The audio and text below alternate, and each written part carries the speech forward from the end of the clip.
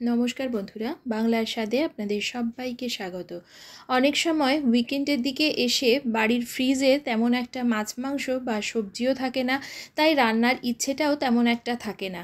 অথচ গরম ভাতের সাথে ঝটপট বানিয়ে নেওয়া যায় এরকম ঝালঝাল কিছু খেতেও মন চায়। আমার সাথে তো এটা প্রায়শই হয়। আপনাদের সাথেও যদি এমনটা হয়ে থাকে তাহলে তার জন্য কিন্তু আজ আমি একটা দারুণ স্বাদের রেসিপি নিয়ে এসেছি। চলুন তাহলে দেখে নেওয়া যাক। এই রেসিপির জন্য আমি এখানে নিয়ে নিয়েছি হাফ কাপ পরিমাণে মুসুরির ডাল। ডালটাকে খুব ভালো করে ধুয়ে আমি 1 ঘন্টার জন্য ভিজিয়ে রেখেছিলাম। তারপর জলটাকে ঝরিয়ে একটা কড়াইয়ের মধ্যে ডালটা নিয়ে নিয়েছি। এবার আমি এর মধ্যে দিয়ে দিচ্ছি একটা মাঝারি সাইজের স্লাইস করে কুচিয়ে নেওয়া পেঁয়াজ, দিয়ে দিচ্ছি 7-8 কোয়া রসুন, আর দিয়ে দিচ্ছি বেশ কিছু কাঁচা লঙ্কা। ঝাল আপনারা যেরকম খাবেন সেই আন্দাজে ব্যবহার করবেন, তবে এটা একটু ঝাল হলে খেতে ভালো লাগবে। এবার স্বাদ মতো লবণ আর 1/4 চা চামচ হলুদ গুঁড়ো দিয়ে এখন দিয়ে দিচ্ছি 1 চা চামচ সর্ষের তেল, আর এবারে সবশেষে দিয়ে দিলাম 1 কাপ পরিমাণে জল। জলের সাথে এই সমস্ত কিছু একবার একটু নেড়েচেড়ে মিশিয়ে দিয়ে এখন গ্যাসের ফ্লেমটাকে অন করে রেখে হাই ফ্লেমে রেখে দিচ্ছি, যাতে এই জলটা ভালো করে টকবগিয়ে ফুটে উঠতে পারে। আপনারা এই কাজটা প্রেসার কুকারেও করে নিতে পারেন, তবে জলটা এমনভাবে দেবেন যাতে করে ডালটাও সেদ্ধ হয়ে যায় আর জলও যেন এর মধ্যে খুব একটা অবশিষ্ট না থাকে। তবে যারা নতুন রাঁধুনি তাদের জন্য বলে দিই, সবসময় ডালের ঠিক ডবল পরিমাণে জল দেবেন, তাতে করে কিন্তু এই ডালটাও ভালো করে সেদ্ধ হয়ে যাবে এবং জলও এর মধ্যে খুব একটা বাঁচবে না।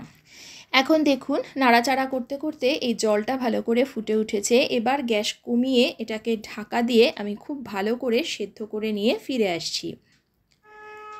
কিছু সময় পর দেখাচ্ছি, দেখুন এখন ডালটাও ভালো করে সিদ্ধ হয়ে গেছে আর জলও কিন্তু খুব বেশি অবশিষ্ট নেই।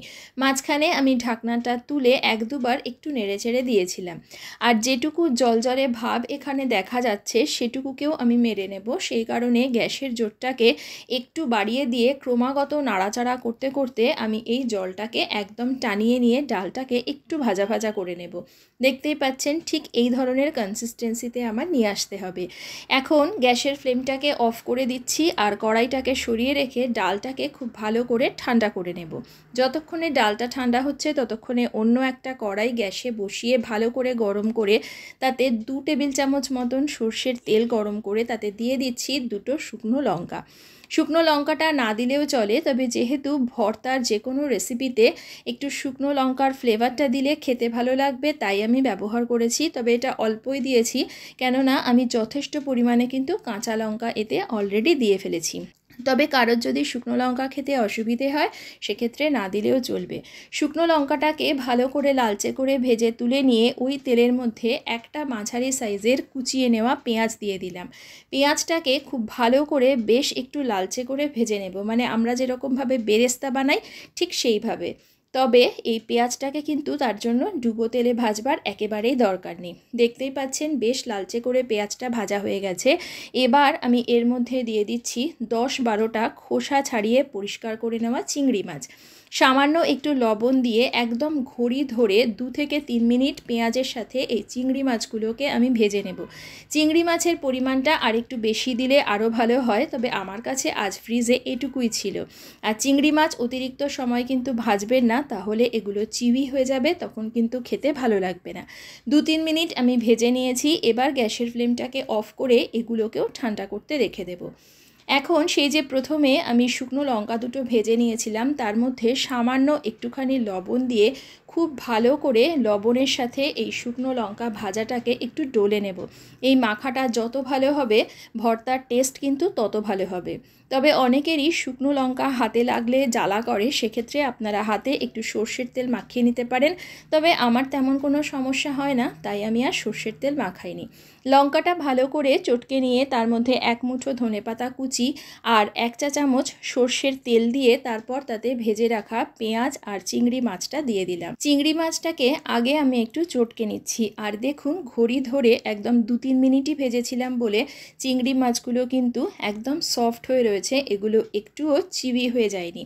আপনারা চাইলে কিন্তু শিলপাটাতেও এই পেঁয়াজ আর চিংড়ি মাছটাকে বেটে নিতে পারেন, তবে এই ভর্তা খাওয়ার সময় চিংড়ি মাছের টুকরোগুলো মুখে পড়লে সেটা খেতে আরও অনেক বেশি ভালো লাগবে বলে আমি কিন্তু চিংড়ি মাছগুলোকে বেটে নিইনি, এগুলোকে এভাবে হাতে করে চটকে নিচ্ছি।